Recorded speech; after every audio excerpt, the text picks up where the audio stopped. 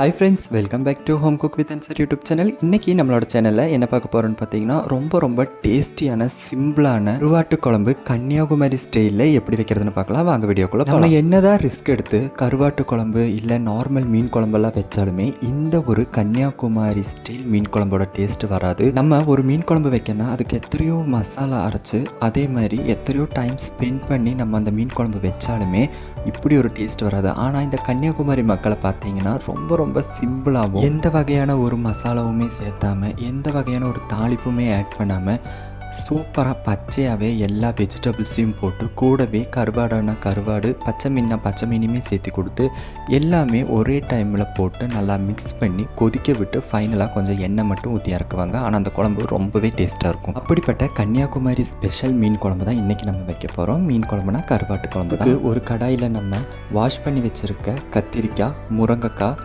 மாங்காய் மாதிரி நம்ம அரைச்சி வச்சுருக்க தேங்காய் பேஸ்ட்டு, ஃப்ளேவருக்கு வேண்டி ஒரு 3 பச்சை மிளகா, கூடவே குழம்புக்கு தேவையான அளவு மிளகாய்த்தூள், மல்லித்தூள், மஞ்சள் தூளும் ஆட் பண்ணி உப்பும் சேர்த்து கொடுத்து குழம்பு எந்த அளவுக்கு நமக்கு புளிப்பாக வேணுமோ அதுக்கு தகுந்த மாதிரி புளியும் ஆட் பண்ணி கட் பண்ணி வச்சுருக்க தக்காளி, சின்ன வெங்காயம் எல்லாத்தையுமே சேர்த்து கொடுத்து குழம்புக்கு தேவையான அளவு வாட்டரும் ஆட் பண்ணி நல்லா மிக்ஸ் பண்ணி அடுப்பில் வச்சு நல்லா கொதிக்க விட்டு குழம்போட பச்சை மணமெல்லாம் நல்லா மாறி வர ஸ்டேஜில் பார்த்திங்கன்னா நம்ம வாஷ் பண்ணி வச்சுருக்க கருவாட்டையும் கூடவே சேர்த்து கொடுத்து ஒரு மூடி போட்டு மூடி 5 நிமிஷம் நல்லா குக் பண்ணி இறக்கணும்னா சூப்பரான கன்னியாகுமரி ஸ்டைல் கருவாட்டு குழம்புனா கருவாடு, இது கூட நம்ம பச்சை மீன் சேர்த்துறோம்னா சூப்பரான பச்சை மீன் அல்லது கருவாட்டு குழம்பு ரொம்ப டேஸ்டியாக தயாராகிடும்.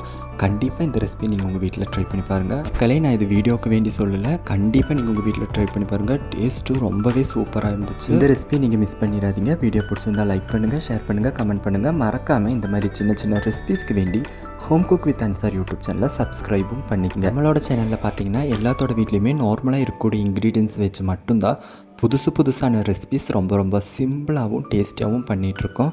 என்னோடய சேனலை நீங்கள் ஃபாலோ பண்ணுறதா இருந்தால் உங்கள் வீட்டு சமையலுக்கு என்னோடய குக்கிங் வீடியோஸ் ரொம்பவே யூஸ்ஃபுல்லாக இருக்கும். நம்ம சேனலை சப்ஸ்கிரைப் பண்ணிக்கங்க. அடுத்தது சின்னதான சிம்பிளான ஹெல்த்தியான டேஸ்டியான ஒரு ரெசிபியில் சந்திக்கலாம். டாட்டா.